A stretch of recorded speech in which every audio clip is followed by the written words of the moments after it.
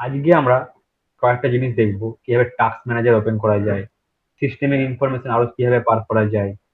ঠিক আছে, তো আজকে আমরা ফার্স্ট কমেন্ট দেখছি, টাস্ক ম্যানেজার। টাস্ক ম্যানেজার কিভাবে ওপেন করা যায়, কে বলবি বল।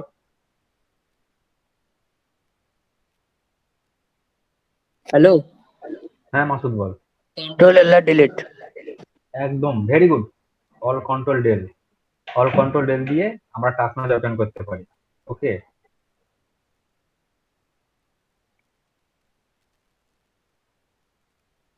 এভাবে টাস্ক ম্যানেজার ওপেন করা যায় এবং এখানে আমাদের কি কি টাস্ক চলছে সেটাও দেখা যায়। ঠিক আছে, আর একটা কি উপায় করা যায় মাসুদ, জানা আছে? স্যার বলবো এটা। হ্যাঁ, স্যার এটা হয় আপনার ওই ডান ডান ডান সেটা রানে গিয়ে করে না সেটা। হ্যাঁ রানে গিয়ে আমি দেখাচ্ছি। আর একটা দেখ করা যায় কিভাবে। এই যে এটাকে আছে, স্টার্ট বাটন, তারপরে হচ্ছে file open, media player, Google Chrome, এটাকে বলে আমরা টাস্ক বার। ঠিক আছে, এই টাস্ক বারে আমরা রাইট ক্লিক করে দেখ টাস্ক ম্যানেজার আমরা ওপেন করতে পারি। ঠিক আছে,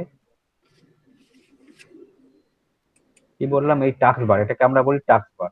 টাস্ক বার মানে কোনটা, যেখানে স্টার্ট বাটন থাকে, ইন্টারনেট এক্সপ্লোরার থাকে, তারপরে তোর ফাইলস অপশন থাকে, গুগল ক্রোম থাকে, এখানে টাস্ক বার বলে। এই টাস্ক বারে আমরা রাইট ক্লিক করে টাস্ক ম্যানেজার আমরা ওপেন করতে পারি। ওকে, তো এরপরে আমরা দেখ কিভাবে রান কমান্ড দিয়ে আনবো টাস্ক ম্যানেজারটাকে।